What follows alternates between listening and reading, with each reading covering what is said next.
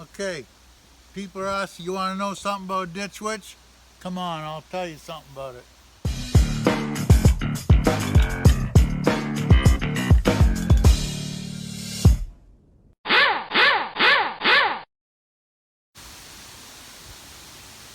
Okay, this is why you never trust an old guy with a truck of tools.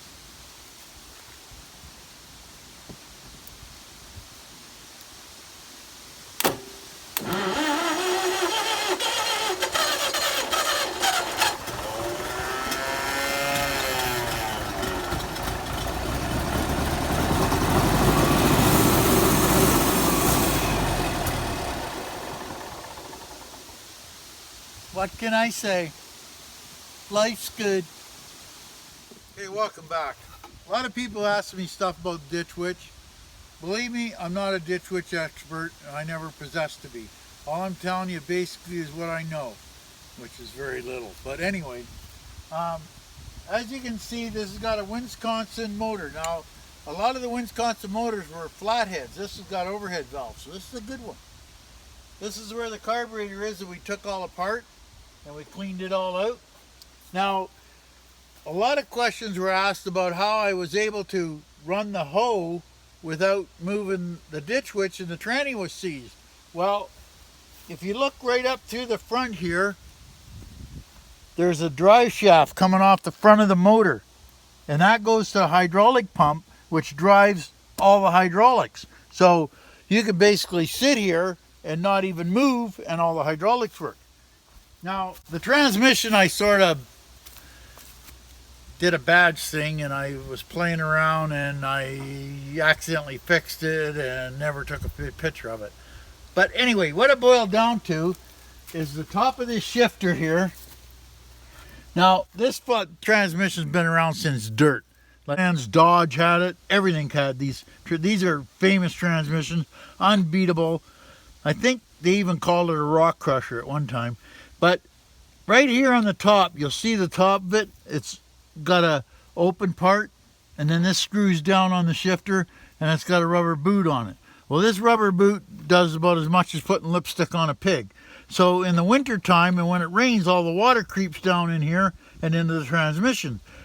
So badge hack number 2536 is when you screw this tower back on, you fill that with grease, and then you put it back on, the water can't get in. As you can see here, this is a transmission, and that goes back into the drives, and it's four-wheel drive, and this is the transmission for to engage the front end and the back end, and the steering. Now, people are asking what this is. This is what they call a cable plow.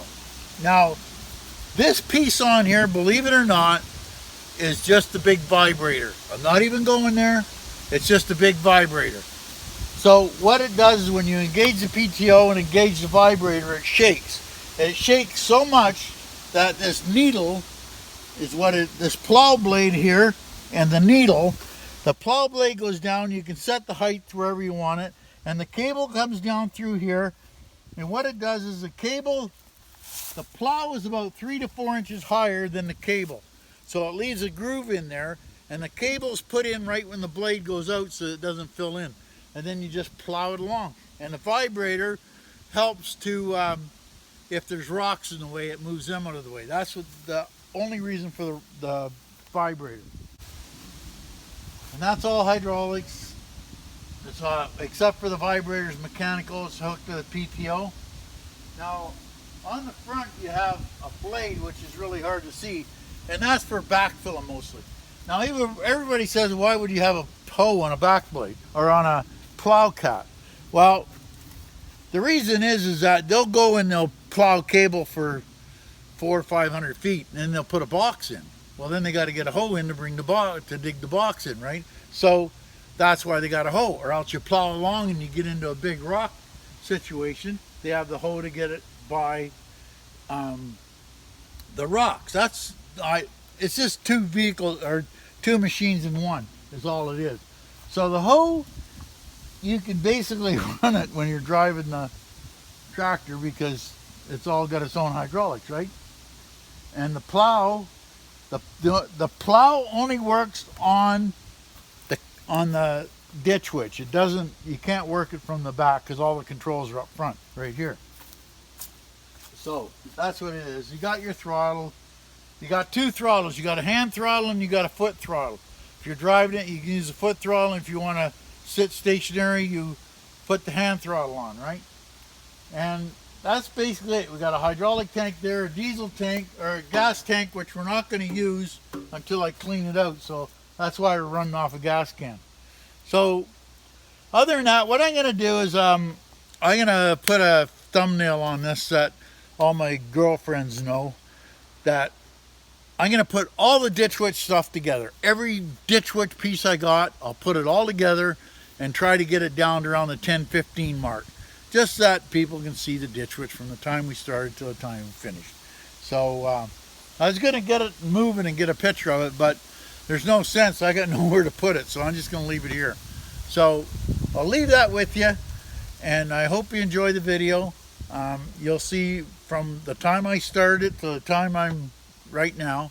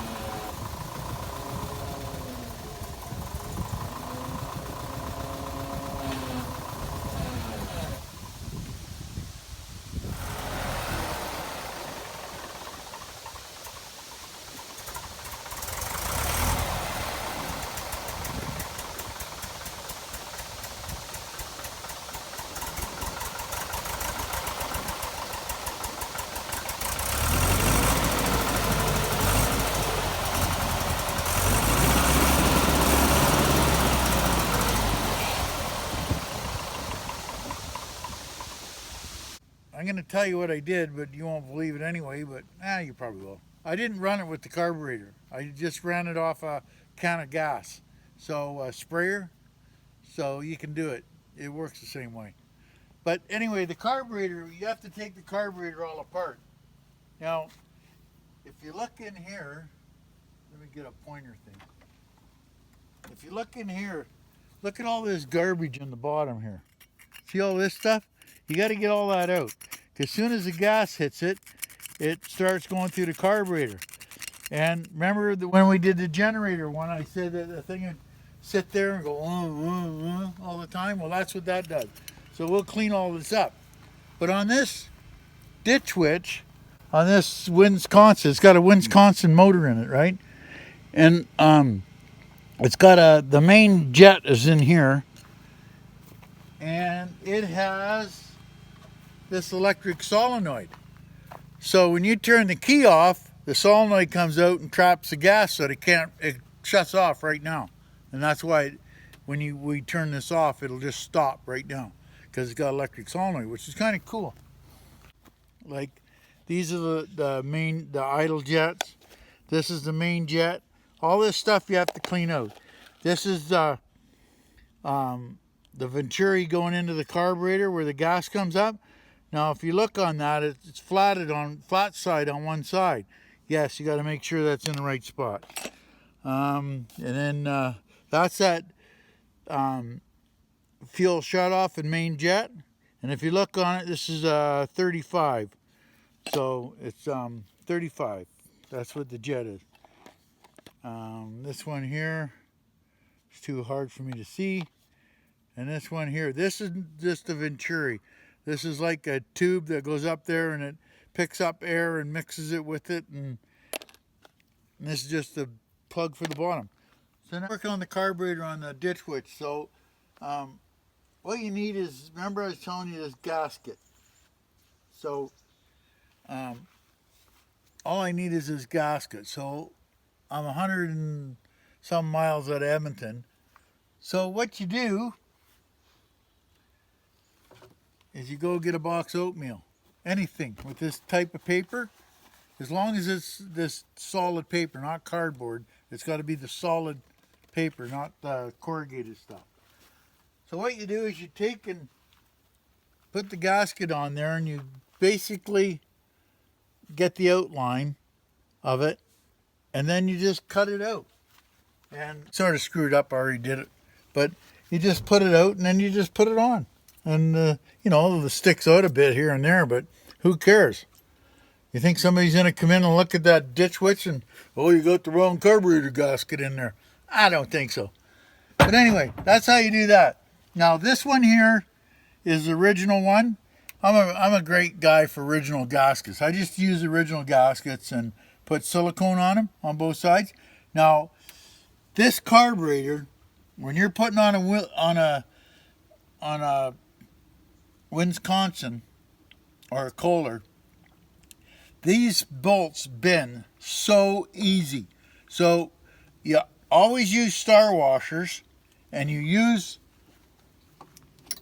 baby wrenches, because you can't get them that tight with a baby wrench. They vary, I would say, around the 15 pound mark, if that.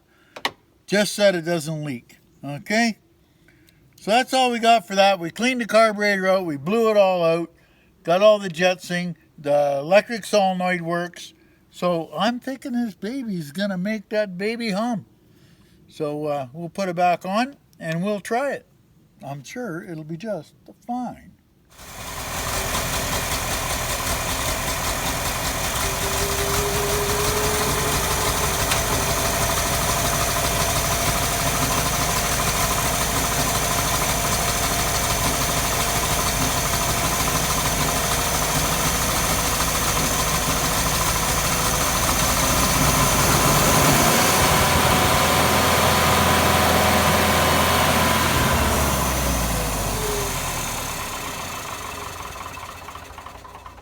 Ran on its own. It all ran on its own. It started on its own. Well, I gotta put the solenoid on the starter, but it ran on ignition, and it's got gasoline in the carburetor, and it sucked it out of a gas can.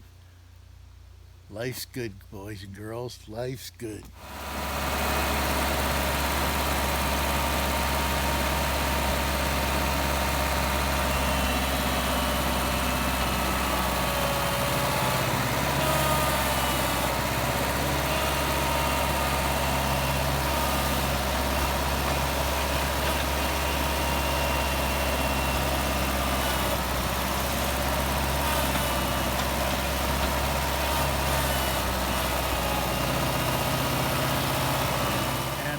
I hope you enjoy.